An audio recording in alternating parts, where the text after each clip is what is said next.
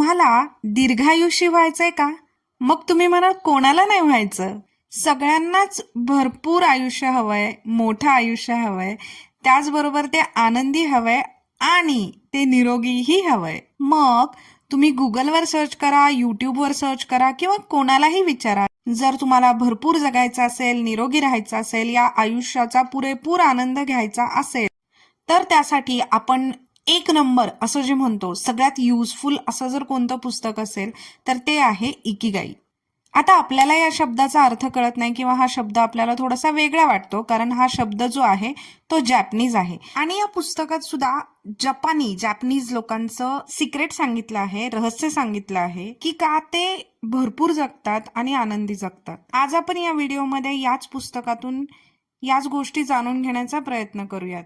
मग या व्हिडिओमध्ये आपण या पुस्तकातला काही सुरुवातीचा भाग आज इथे वाचणार आहोत, डिस्कस करणार आहोत, समजून घेणार आहोत. सुरुवात करण्याआधी पटकन चॅनलला सबस्क्राईब करा आणि हा व्हिडिओ शेवटपर्यंत बघा. तुम्हाला नक्की आवडेल आणि तुम्हाला या व्हिडिओची नक्की मदत होईल. पुस्तकाच्या सुरुवातीलाच एक जॅपनीज म्हण सांगितलेली आहे, only staying active will make you want to live 100 years. म्हणजे जर तुम्ही ऍक्टिव्ह राहिलात, सतत हालचाल करत राहिलात, चालत राहिलात, कोणत्याही प्रकारचा व्यायाम करत राहिलात, तरच तुम्हाला 100 वर्षे जगावंसं वाटेल. खरंच तर आहे ना, आपल्यात सुद्धा म्हणतात की जोपर्यंत चालतं फिरतं आहे तोपर्यंत छान आहे, पण जर तुम्ही एका जागेवर बसलात, जर तुम्ही तुमच्या गोष्टी सहजपणे करू नाही शकलात, तर कोणालाच जगावं नाही वाटत. आणि यासाठी तुम्हाला काय करावं लागेल, तर आयुष्यात कायम ऍक्टिव्ह राहावं लागेल, हालचाली करत राहावं लागेल. आता हा जो मिस्टरियस असा शब्द आहे इकिगाई, याचा अर्थ काय, तर याला जर ट्रान्सलेट केलं तर रफली त्याचं ट्रान्सलेशन असं आहे, the happiness of always being busy.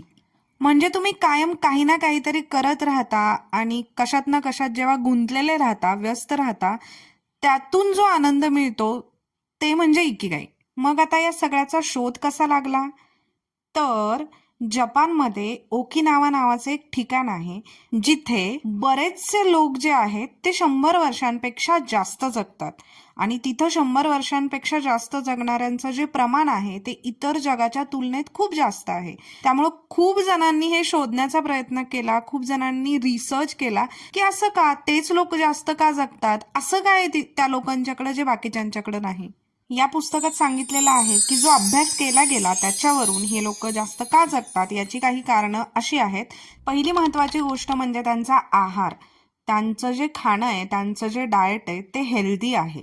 दुसरी गोष्ट म्हणजे ते जे आयुष्य जगतात ते खूप साधेपणानं जगतात. त्यांचा बराचसा वेळ हा ते आउटडोर, बाहेर निसर्गाच्या सानिध्यात घालवतात. आणखीन एक महत्वाची गोष्ट म्हणजे ते एक विशिष्ट प्रकारचा ग्रीन टी पितात.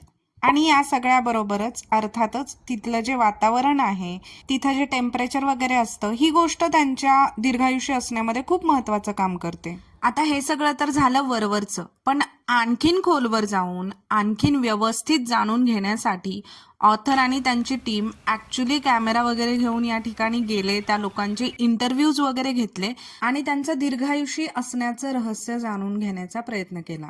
यामध्ये आणखीन एक महत्वाची गोष्ट त्यांना दिसून आली, जॅपनीज लोक एक प्रिन्सिपल फॉलो करतात, treat everyone like a brother even if you have never met them before. म्हणजे थोडक्यात हे लोक माणसातील नात्याला किती महत्व देतात हे आपल्याला यावरून कळतं की कोणी जरी आपल्याला अगदी अनोळखी जरी असेल तरी त्याला अगदी आपल्या भावासारखं ट्रीट केलं जातं. यानंतर पुस्तकाचा पहिला चॅप्टर सुरू होतो, the art of staying young while growing old. म्हणजे वय वाढत असताना सुद्धा तरुण राहण्याची कला. यामध्ये आपल्याला एक प्रश्न विचारण्यात आलेला आहे, what is your reason for being. तुम्हाला तुमच्या जगण्याचं कारण माहीत आहे का? म्हणजे जगताय हे तर ठीक आहे, पण तुम्ही कधी शोधण्याचा ट्राय केलाय का? काही लोकांना माहीत असतं, काही लोकांना माहीत नसतं, पण हे तुम्ही शोधलं पाहिजे. ते तुमच्या आतमध्येच असतं, पण पेशंटली शोधत राहिलं तर तुम्हाला ते एक दिवस नक्की कळेल. ओकिनावामधील 100 वर्षापेक्षा जास्त जगणारे जे लोक आहेत त्यांच्या मते इकिगाई हेच त्यांचं कारण आहे, ज्याच्यामुळे ते रोज सकाळी झोपेतून एक्साइट होऊन उठतात आणि दिवसाला सुरुवात करतात. मग यावरून आपल्याला कळतं की आपण सुद्धा आपलं इकिगाई म्हणजे आपल्या जगण्याचं कारण शोधलं पाहिजे. पुढे या पुस्तकात सांगितलंय, whatever you do, don't retire. जपानमधले लोक ना रिटायरमेंट नंतर सुद्धा खूप ऍक्टिव्ह राहतात, काही ना काहीतरी काम करत राहतात. इनफॅक्ट बरेचसे जॅपनीज जे असतात ते ऍक्च्युली कधीच रिटायर होत नाहीत. ते त्यांना जे आवडतं ते काम करतच राहतात. जोपर्यंत त्यांचं शरीर साथ देतं तोपर्यंत ते काम करत राहतात. जपानमध्ये रिटायर हा शब्दच अस्तित्वात नाहीये. आता आहे ना, आपण जॅपनीज लोकांच्या काही इंटरेस्टिंग गोष्टी जाणून घेऊयात. हे लोक जास्त जगतात हे तर झालंच, पण याचबरोबर यांच्यामध्ये बाकीच्या जगापेक्षा जे काही क्रॉनिक इलनेसेस असतात, म्हणजे कॅन्सर, हार्ट डिसीज, हे जॅपनीज लोकांच्या मध्ये कमी आढळतात. म्हणजे जगातल्या बाकीच्या ठिकाणच्या लोकांना वय वाढल्यानंतर जसे काही आजार होतात ते यांच्या इथं होत नाहीत किंवा कमी होतात. आणखी एक इंटरेस्टिंग गोष्ट म्हणजे यांची ब्लड टेस्ट केल्यानंतर असं आढळलं की त्याच्यामध्ये फ्री रॅडिकल्स जे आहेत ते कमी आहेत. म्हणजे ज्या गोष्टीमुळं वय वाढतं ते जॅपनीज लोकांच्या ब्लडमध्ये कमी आहे.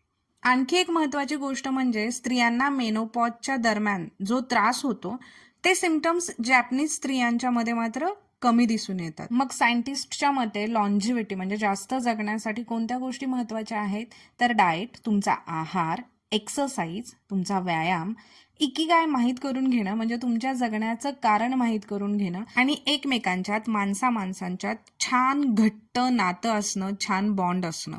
आणखीन एक खूप इंटरेस्टिंग गोष्ट म्हणजे आपल्याला वाटतं व्यायाम करायचा म्हणजे जिममध्ये गेलं पाहिजे, खूप अवघड काहीतरी व्यायाम केला पाहिजे. पण हे जे जॅपनीज लोक आहेत हे खूप ताण येईल असा अवघड व्यायाम करत नाहीत.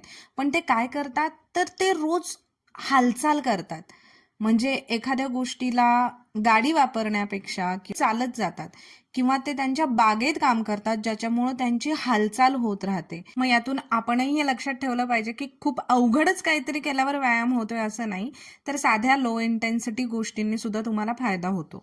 पुढचं जे जॅपनीज सिक्रेट आहे ते आहे दी 80% सिक्रेट.